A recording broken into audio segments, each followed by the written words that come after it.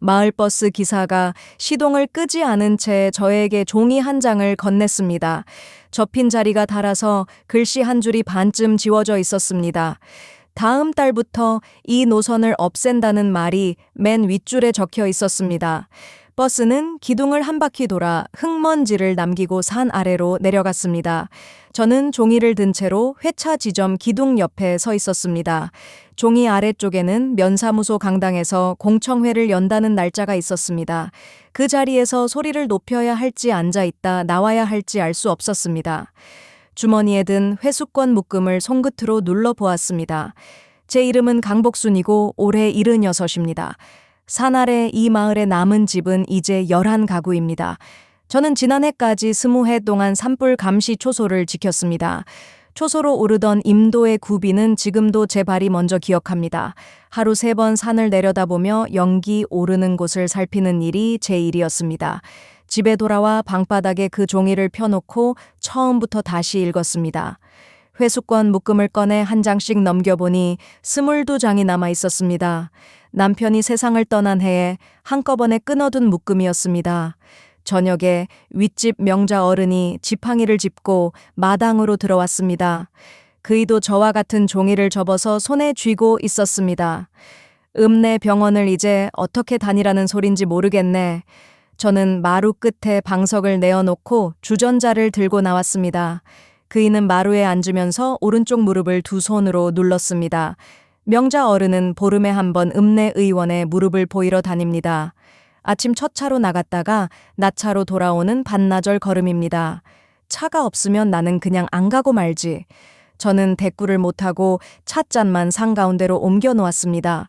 그이가 돌아간 뒤에도 저는 마루에 한참 앉아 있었습니다. 이튿날 아침에 저는 고무신을 꿰신고 마을회관으로 걸어 내려갔습니다. 회관 문 앞에는 벌써 6사람이 모여 서 있었습니다. 다들 손에 든 같은 종이를 접었다 폈다 하고 있었습니다. 아랫집 종수씨가 담뱃갑을 쥔 채 먼저 말을 꺼냈습니다. 가서 다 같이 소리를 지릅시다. 옆에 선 분녀회장이 앞침에 손을 닦으며 고개를 저었습니다. 소리 질러서 되는 일이면 진작 됐지요. 저는 두 사람 사이에 서서 주머니 속 회수권을 쥐었습니다. 그날은 아무것도 정하지 못한 채 다들 마당으로 흩어졌습니다. 사흘 뒤에 면사무소에서 먼저 설명회를 연다는 연락이 왔습니다. 저는 회수권 한 장을 뜯어내고 첫 차를 타고 면 소재지로 나갔습니다. 차 안에는 저 말고 두 사람이 뒷자리에 더 앉아 있었습니다.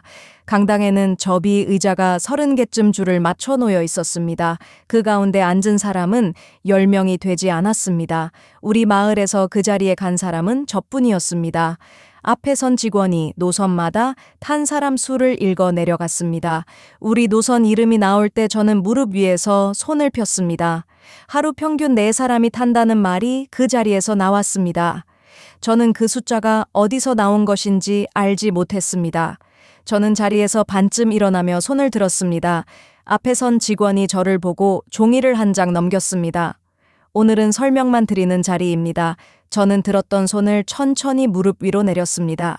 설명회는 40분 만에 끝나고 사람들이 일어섰습니다. 강당을 나오는데 회수권 묶음이 주머니에서 바닥으로 떨어졌습니다. 허리를 굽혀 줍는 사이에 고무줄이 손끝에서 툭 끊어졌습니다. 돌아오는 나차 안에는 저 혼자 창가에 앉아 있었습니다. 기사는 회차 지점에서 시동을 끄고 담배를 물었습니다. 저는 내리면서 기사에게 그 숫자 이야기를 물었습니다. 기사는 차문에 팔을 걸치고 잠깐 밖을 보았습니다. 저도 이 길을 12년 다녔습니다. 한 바퀴 돌면 기름값이 얼마인지 저도 압니다. 그는 그 말을 하고 나서 떨어진 재를 발로 비벼 껐습니다. 집에 와서 저는 부엌 문턱에 앉아 신을 벗지 않았습니다. 11집 이름을 손가락을 접어가며 속으로 세어 보았습니다. 4사람이라는 그 숫자가 종일 자꾸 귀에 걸렸습니다. 저녁에 가을 건너 젊은 부부가 사과 한 봉지를 들고 왔습니다. 그 집 아이는 면 소재지 학교에 첫 차로 다닙니다. 저희는 아침에만 차가 있으면 됩니다. 저는 그 말을 듣고 젓가락을 상 위에 내려놓았습니다. 아침에만 있으면 되는 집이 그 집만은 아닐 것 같았습니다. 다음 날 새벽에 저는 임도를 걸어 초소까지 올라갔습니다. 비가 오나 눈이 오나 20해를 하루같이 오르던 길입니다. 초소는 문이 잠긴 채 유리창에 먼지가 두껍게 앉아 있었습니다. 저는 창턱에 손을 얹고 아래를 내려다보았습니다. 마을 지붕 11개가 아침 안개 밑으로 다 들어왔습니다. 초소에서 저는 하루 3번 무전으로 본 것을 불러주었습니다. 연기가 몇 시 방향에서 몇 분째 오르는지 숫자로 말해야 했습니다. 숫자를 대지 못하면 아무도 그 산을 오르지 않았습니다. 저는 그 자리에 선 채로 제 손바닥을 내려다보았습니다. 우리는 말을 크게 했을 뿐 한 번도 세어본 적이 없었습니다. 저쪽이 숫자로 말하는데 우리에게는 내놓을 숫자가 없었습니다. 내려오는 임도에서 제 걸음이 저도 모르게 빨라졌습니다. 집에 와서 서랍을 뒤져 모눈 종이 한 장을 찾아냈습니다. 저는 자를 대고 종이에 세로로 11줄을 그었습니다. 가로로는 첫 차와 낮차와 저녁차가 되게 셋으로 나누었습니다. 왼쪽 줄 옆에 11집 이름을 하나씩 적어 넣었습니다. 그 길로 저는 마루로 나가 면사무소에 전화를 걸었습니다. 젊은 직원이 공청회에서 말하는 순서를 알려주었습니다. 발언 신청서에 이름을 적어 내시면 됩니다. 하루 전까지 접수하시면 순서를 잡아드립니다. 저는 수화기를 든 채로 벽에 걸린 달력을 손끝으로 짚었습니다. 이튿날부터 저는 아침마다 회차 지점에 나가 앉았습니다. 첫째 오르는 사람과 내리는 사람을 칸에 표시했습니다. 낮에는 11집을 차례로 돌며 언제 어디를 가는지 물었습니다. 어느 집은 닷새마다 서는 장날 아침에만 나간다고 했습니다. 어느 집은 화요일에 물리치료를 받으러 간다고 했습니다. 저는 들은 대로 그 집 칸에 짧은 줄을 하나씩 그었습니다. 1회째 되던 날 저는 그은 줄을 세로로 세어 보았습니다. 아침 첫차 칸에만 줄이 빽빽하게 몰려 새까매져 있었습니다. 낮차와 저녁차 칸은 절반 넘게 하얗게 비어 있었습니다. 저는 종이를 들고 트럭이 있는 두 집을 찾아갔습니다. 장날이 아닌 날에 누가 누구를 태울지 순번을 짜자고 했습니다. 종수 씨는 팔짱을 낀 채 한참 종이를 들여다보았습니다. 그 기름값은 누가 대고요? 저는 한 달에 한 번 집집이 조금씩 모으자고 말했습니다. 그는 종이 위 제 글씨를 손가락으로 짚어내려갔습니다. 공청회 전날 저는 발언 신청서를 접수하고 돌아왔습니다. 밤에 모눈 종이를 다시 펴서 숫자를 2번 확인했습니다.